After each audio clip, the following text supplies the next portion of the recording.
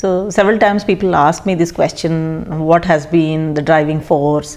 Who has been your role model? Did you ever have a goal in your life to achieve so much? These are the questions that repeatedly people ask me whenever I give interviews. But what is surprising is that I've never had actually a goal or anything. I've never had a role model. At the most, role models were from my own family, like my father and my grandparents, and that's all. I never looked at an external entity or a person from outside the family as a role model. I couldn't at all. Then about not having a goal or anything, it just happened. Right from childhood, I always used to think there's something special about me. This feeling that there's something special about me has been there right from the beginning. I remember those days when I was like barely 3 or 4 years ago, I was going to school for the first time.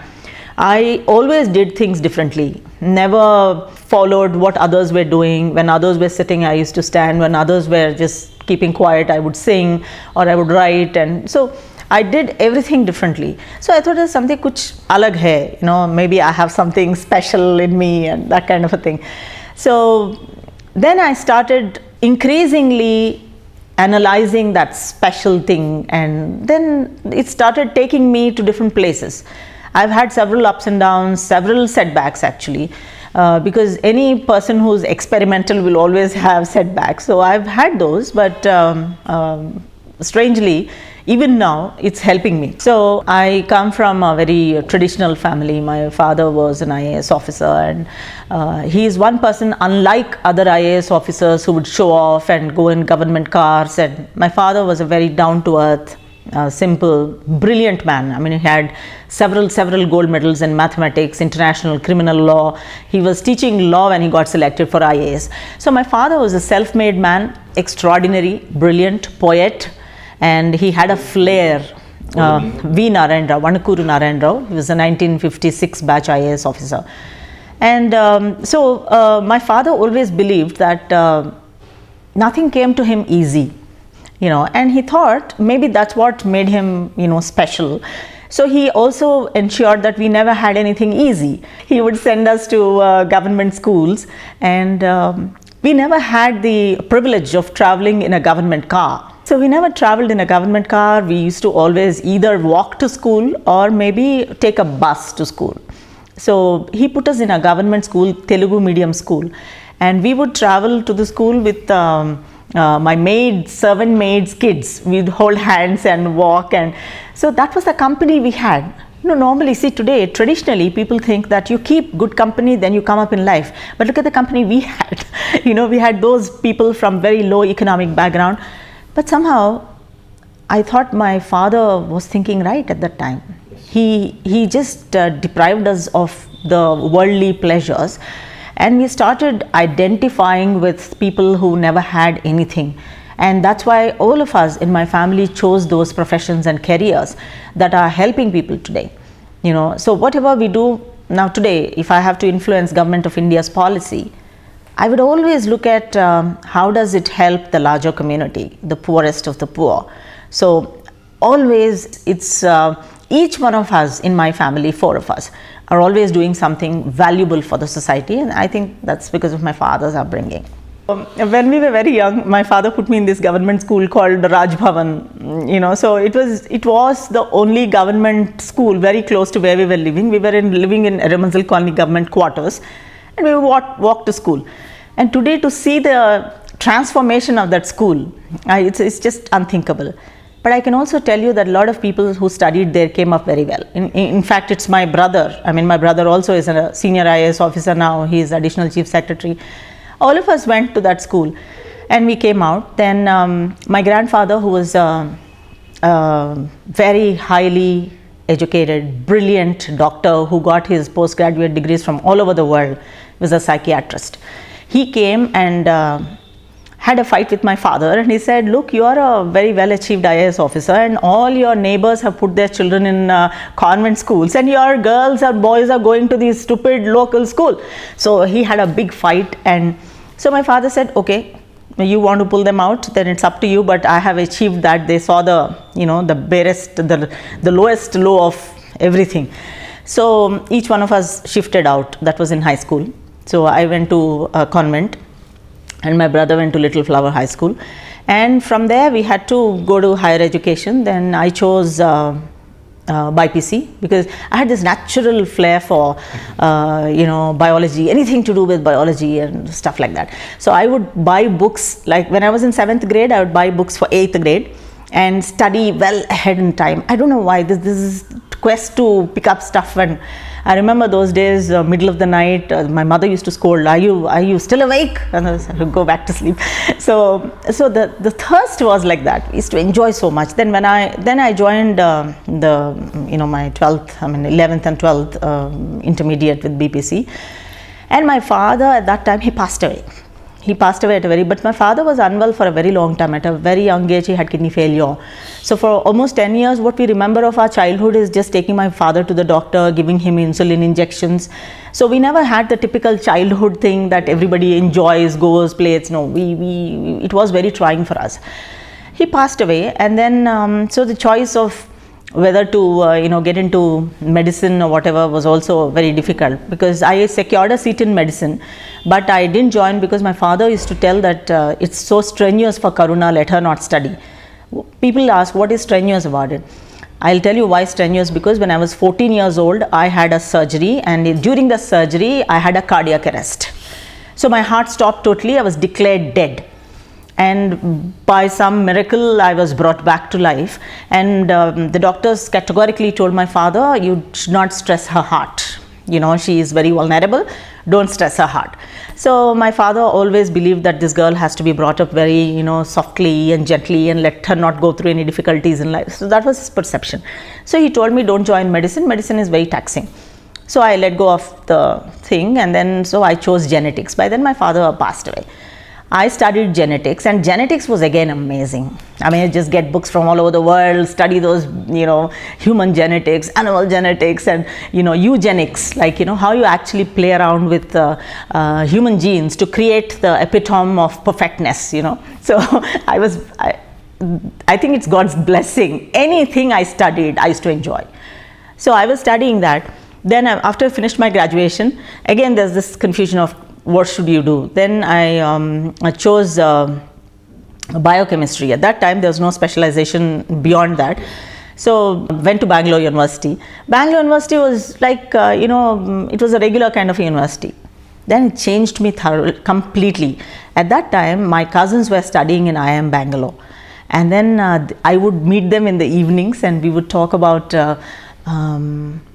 projects that IIM guys were doing. So I still remember, for a case study and for a project, I suggested the name, for one of the impotency drugs. I still remember, I was like young. I gave the name beryllium, and then they said, my God, I mean, this girl is doing some biochemistry, but she's actually, into the case studies of, management. And so they said, Karuna, that mixing urine and all that not is your stuff. So I quickly changed and changed my line to software development. So when I got into software programming, at that time, the earliest of schools, I don't know if you remember, NIIT was the only one. Rajendra Pawar, Vijay Thadani, these are the people who started, 4 of them from IITs. And I was one of the earliest students, and I was a topper throughout. And it was fantastic. I mean, I could code. I still remember writing a code in Pig Latin. I don't know how many current people know that. I was one of the earliest people to have been trained in relational databases like Oracle. And this is in 87.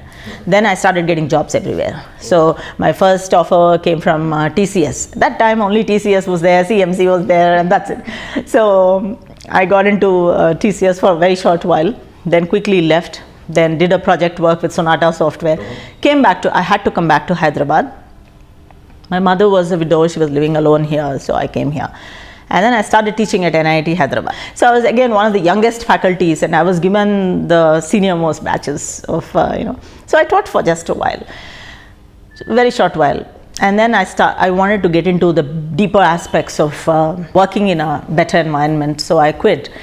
Then I had a chance to go to the US on a scholarship, Rotary scholarship. So I went to the US, and then I saw what exposure to senior management would do. So I thought shifting my line from software where I freelanced, worked for just a short 5 to 6 years. I moved to management and then moved to working with cities. So the break into the cities happened when I had to teach IAS officers. The first lecture was with all practicing municipal commissioners. It's actually, if someone were to really scientifically analyze it, how is that possible? I mean, someone with a background in genetics then moves to software development, and from there goes to pure management, and from there goes to cities. But if you see, the commonality in all this is technology. If you see the common thread is technology. So my first lecture to the practicing IAS officers happened several years ago. I think even in late 90s, when Chandrababu Naidu was the chief minister, he would always invite me to talk to the practicing IAS officers, and I would give them lectures on e-governance implementation. So technology was the common thread. Then the break into the cities happened when I had to give a lecture to practicing municipal commissioners from all over the country at Administrative Staff College of India. I remember that day, the first day, I actually flew down from Bangalore. I was coming back from Bangalore and the session was in the morning. Then I came in when you take flights, you don't wear saris and all that, right? So I came in jeans, and I was not even dressed for the lecture, but the time, there was no time to actually come and change. So I went directly from the airport for the lecture, and they looked at me and said, who is she? I mean, is she going to teach us something? And because IAS officers, right, the mental blocks and stuff like that. But after the lecture, they were all with me. There was no stopping. Every officer would invite me to the cities to talk about how do we change our city, how do we envision for a better city, how do you look at sustainability, how do you look at economic development.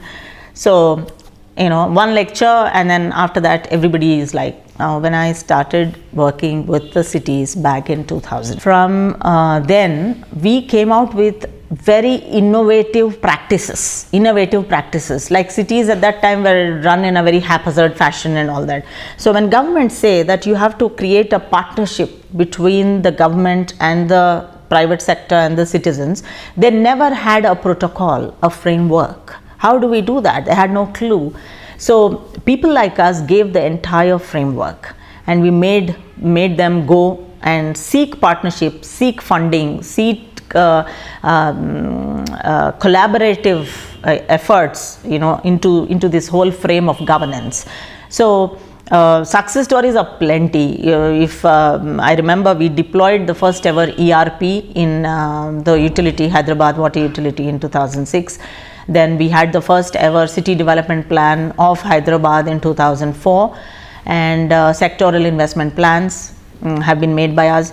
Then I remember contributing to what is called as service level benchmarks. These are all technical terms. At that time, I was asking the MD of Water Board, what about service level benchmarks? He looks at me and says, ma'am, what is that? So I had to teach. So every time you are introducing a new concept, you have to teach.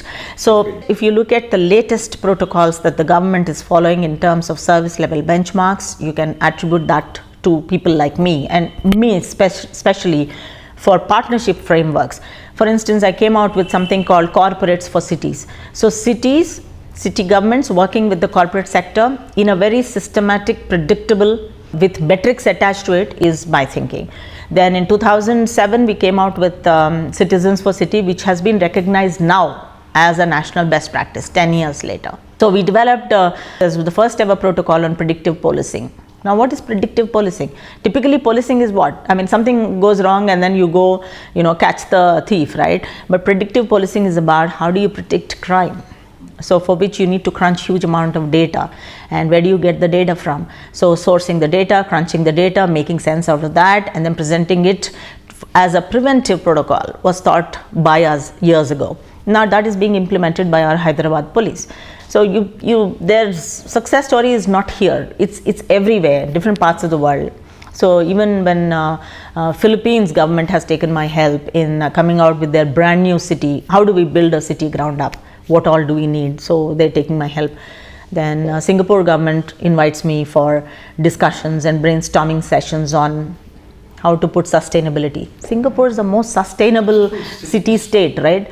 Still, look at the humility. They are talking to someone from India. India, no one even talks about sustainability, but they respect knowledge, experience. They want people with wide exposure, and then they seek you When they want you, they will seek you, approach you most humbly and take value out of you. That's something I think India has to learn. Then United States, I went on this program called IVLP, which is a leadership program for foreign leaders from all over the world. So I was the only one from India that went. And we saw the first time ever the whole concept of big data analytics being introduced. $100 million was spent by American government as a research. So I got that, and I came to India. I gave the first keynote address on smart cities in India, 2010. I doubt if anybody was talking about it. Now, smart cities is being now introduced into India only by Prime Minister Modi. But my keynote address on smart cities was in 2010 in Tech Mahindra, after I just came back from the US, having seen, everything up close. So when people say what you have done, has it been implemented, or has it been put to good use? I always say that theory precedes practice, right? You need to have a theory to even implement it. So thought leaders like us always show a direction to policymakers and implementers. So I thought of several things, and at least 60% of them are being implemented in some form or the other, not in totality. But so thought leaders are always the forefront of a thought.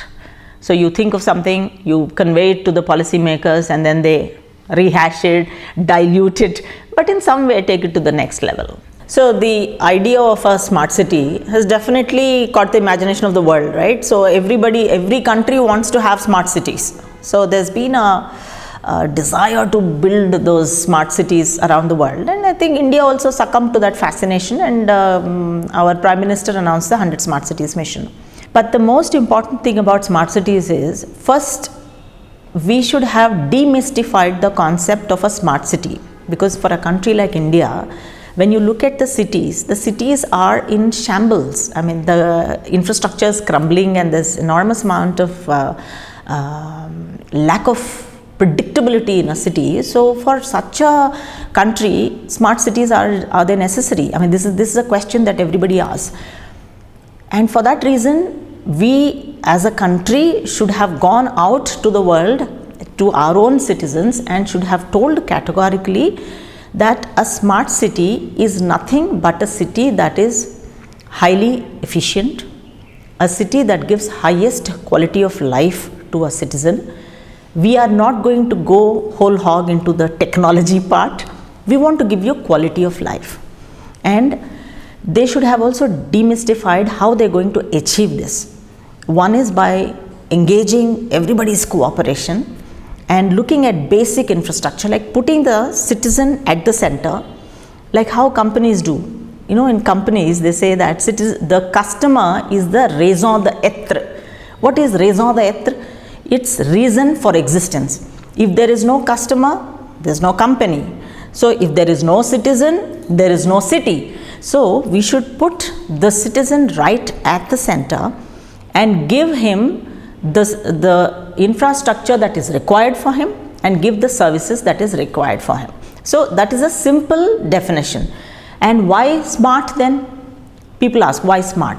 So the point here is, technologies today can make life very easy. So we can't even imagine our lives today without technology. So if technology is infused into service provision, like citizen services, or maybe connecting the buses and making life easy, then so be it. Let technology be a part of giving better life to a citizen. So this demystification was not done by Government of India. They should have gone whole hog and met with senior stakeholders. They have something called, in other countries, we have these town hall meetings. So people assemble in the town hall, and then they ask, why do we need a smart city? So the mayor stands and explains. He says, yes, we need it because we are going to have, your buses are going to travel on time, and you can pay your bills on time, and everything is going to be easy. Your garbage is going to be managed beautifully, and air pollution will be monitored by sensors. Then we have geolocation devices for your buses, so we can predict when they are going. So they can explain everything and talk about the investments vis-a-vis the advantage. Now that process is not done in India. Who spoke about what is a smart city? So people are confused. So people keep asking, is it necessary at all? The intention to have a smart city is really good, but the process of making it happen has not been good. So that we should have rectified, number one. The second and the most important thing again is educating everyone about what is a smart city, and not just the citizens, but even the government employees. How many municipal commissioners actually knew what was a smart city? They had to learn on the job. And how do you learn on the job? Okay, an IAS officer is considered to be brilliant, but it doesn't mean that he is God. He is a human being. He had to be taught. So we never had, training courses. We never had. These are the things that had to be done very quickly. It's called outreach. We first did not do the outreach. We had to also train our people. And so there is a bit of a confusion. Now this is just the negative side of the smart cities. But let me come to the positive side of the smart cities. To have an intention to create a smart city is perhaps the best intention, because smart cities can actually pull down the costs of a city, can actually make the cities quite healthy, can give the value for the bucks you spend. So actually they're very good. In different parts of the world, they have tried using these simpler technologies to connect young entrepreneurs with startups, then startups to be connected to academic institutions in connected with government. So this collaborative process is possible with technology being there.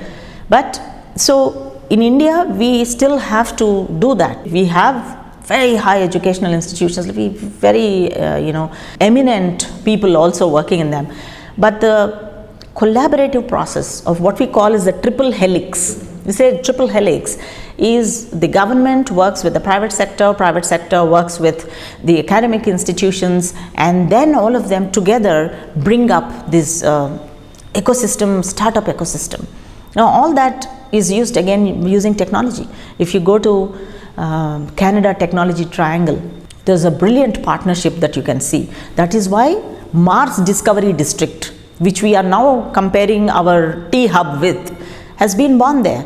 But there's a world of difference between what Mars Discovery District is and what T-Hub is.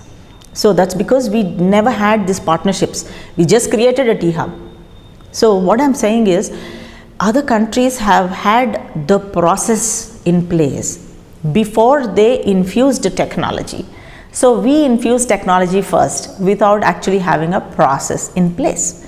So that is one.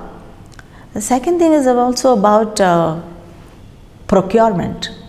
See, when you procure for cities, like let's say you want to have the entire city connected, then the whole bunch of people who come and apply for into the bidding process, they participate in the bidding process.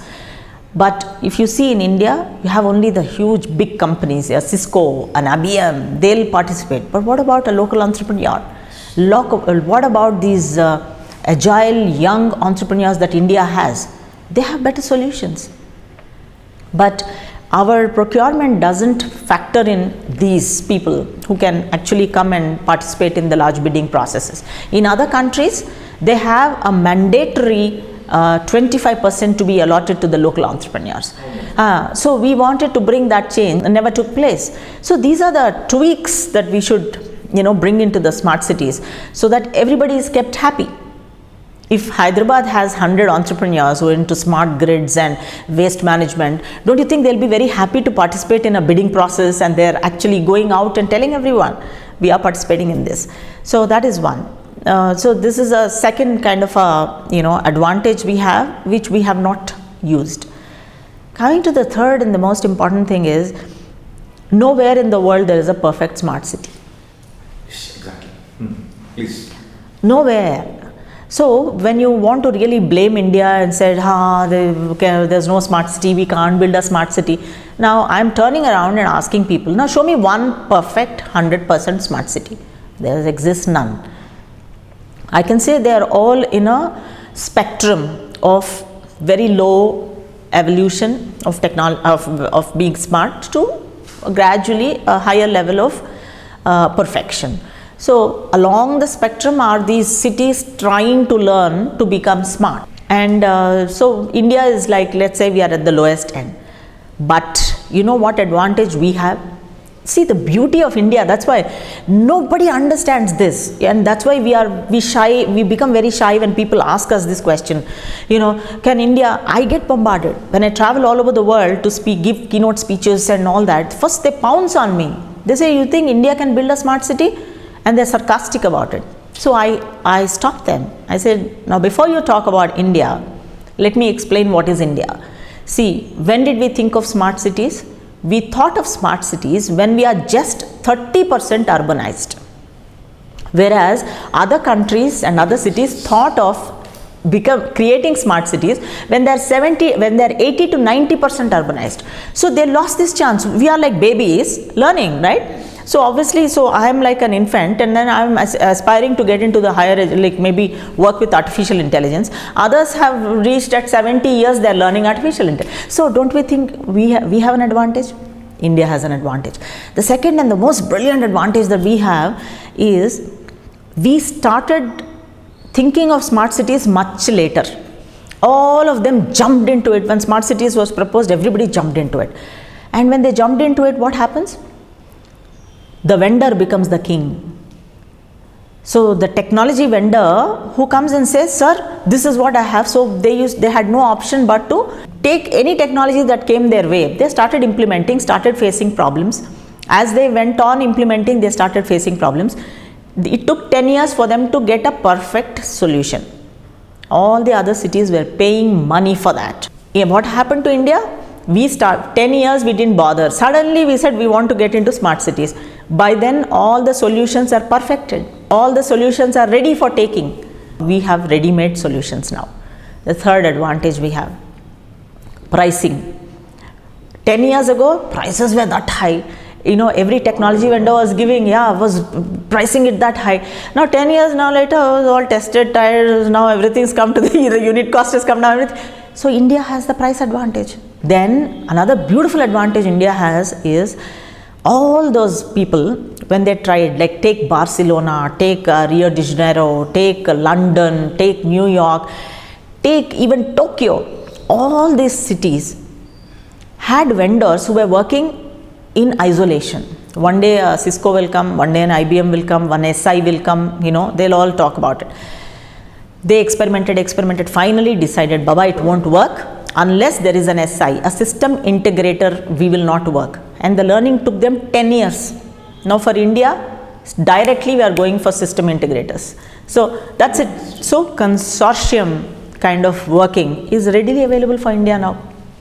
Then cities like, cities in New Zealand and few other places, they discovered that if citizens are not a part of development, nothing will work. So that learning, India got it. And people like us, I came out with a protocol in 2007 itself called Citizens for City. And then I launched it 10 years ago. Now that protocol is being followed by 100 smart cities now. So India's advantage is, we started late. We have something called a late mover advantage. So we woke up late and we have the late mover advantage. So we are capitalizing on that. We are the lucky people. So India has a better chance of giving better value. I can tell you that. There is something about India. You know, I remember, did we plan to be a IT or a software leader in the world? We never planned. India has no goals, thankfully, like me. India has no goals. It suddenly became an IT major. What about biotechnology? We haven't planned. Now you see, I can bet that India will show a way for anything that is knowledge driven, be it artificial intelligence, be it machine learning, deep learning. India will show a way, because there is something about India. We depend on our strength of genetic material. So we can study in a street school, but we have the metal, and the complexity that India has. Everybody has to be at his best to even survive a day. Every day we have to survive difficulties. So obviously in India we have to be, the jugaad thing. We have to be always thinking creative, smart, put your best resources every day. So obviously we'll come out with solutions. So artificial intelligence, I can tell you that today we are floundering. China is ahead of us, Israel is ahead of us, US is, everybody is ahead of us. But I can tell you, you mark my words, one day India will completely show a path for everybody in artificial intelligence. So what I spoke about is the opportunity, opportunity to create smart cities and how brilliantly India is positioned to achieve that. But when you come to the reality of implementation, we have a long way to go. In India, typically, we have just one layer, that is the so-called the steel frame, that is the IAS officers who are managing most of the smart city projects. But it won't happen with just one IAS officer or his team. You have to build the second level in the organization itself. The second layer has to be educated, the third layer has to be educated, the customers have to be educated, the citizens have to be educated. So since that is not there, whatever people are doing looks like a mystery to them. If they plan, like let's say they want to just go for smart grids, you think it's easy to go for a smart grid? There's so much to be done. So first of all, people ask you, is it required to go for smart grids? Then you have to answer those questions. Then they say, why is it costing so much for technology infusion? You have to justify the cost. Even before you think of putting the technology, you have to do what we call as streamlining the whole process, like BPR, business process reengineering, has to be done.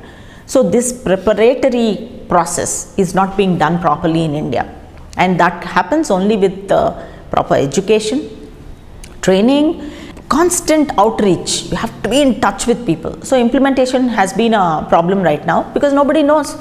Today, when GHMC, when the municipal corporation comes and says, we want to, let's say, automate solid waste collection and processing. Most people will say, why do you want to automate it? You just pick it up in your trucks and dump it.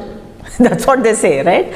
So the commissioner should be able to explain why and what is the cost benefit analysis.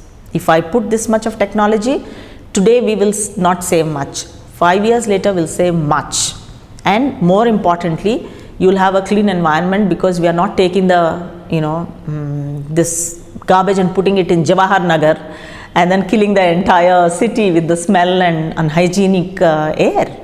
So somebody should be able to constantly do this bit of talking. And control and command centers. People are asking, why is it so expensive? Do you need one? We need one. Because control and command centers give a quick update on whether, like what happened in Kerala. Sensors, to monitor the critical infrastructure could have been, most valuable there. And also in cities, about smart cities, let me tell you the 3 legs on which smart city stands. First leg is economic development. A city cannot be smart unless it has a robust economy. So the city has to constantly work in creating a hybrid business ecosystem. Big companies, small companies, startups, combination of everything. The second leg is environment. If you don't protect your lakes, if you don't have an environmental protection plan, urban forestry, we're supposed to have 30%, we don't have. So regulation, are people actually sticking to the regulation? What is your land use plan? All that has to be taken care of properly. Third one is about inclusion. How many slums do you have? How are you integrating the slums into your regular life? Are you giving them services? Do you want to give them low cost housing and elevate their level of life? So these 3 aspects are very important for a smart city. So if you want to use technology to bring them up to stage, please do it. If you don't, sometimes you don't need technology at all. I want to just tell you something interesting. If you have a big building, you can make the building smart by using technology like smart sensors and your what we call as the BIM, building information management system. The same building can be made into a highly energy efficient smart building with no technology, just by design. You have to follow the design principles. It's called passive technology. So you can build a completely smart building with no technology. So you have 2 options. City, whether it would like to infuse technology or whether it like to stay traditional and still manage. Like you have traffic roundabouts, right? You can have a traffic signal, and the signal can be even artificial. Now you have those. It uses technology and senses, like if there's no traffic, it will allow you to just go. So such technology is available, but alternatively, you can even have a roundabout.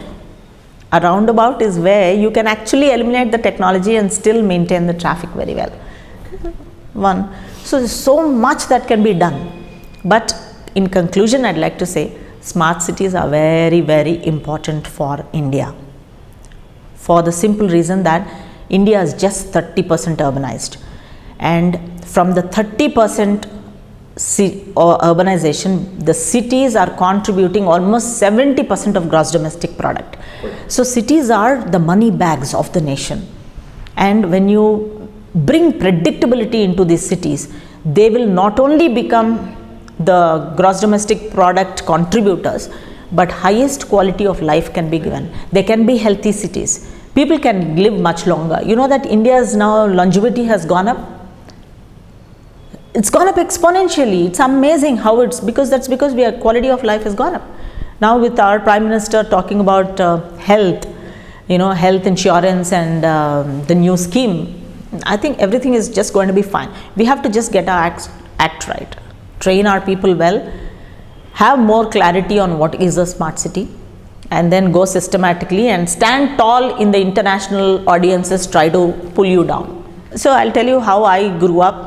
I grew up listening to rock bands. So if you ask me about Led Zeppelin and Pink Floyd, you'll see the best of me. So I was also, we not only used to sing, but we were quite good at dancing for the contemporary dances. So we had we were taught, everything, like we could sing, we were a part of the rock band, we could write lyrics, I write poetry. Then I'm heavily into religion. I'm extremely traditional. I'm into religion, and my day starts with Vishnu Sahasranama, and I can take each of the nama and I can explain what it stands for, just go into the depths of spiritualism. I love it. That is something that I enjoy thoroughly. Then I love spending time with very young kids. I love children. Children are my weakness, and very old people. I just, that's the company I kept all my life, either very senior citizens or very young people, that's it. So my age people are little. Then mostly youngsters, people who go to colleges. I'd love to give speeches. I'd love to talk to all the youngsters in the world. Youth for me is like demographic, they say demographic dividend. I'm banking on for that particular aspect of the country.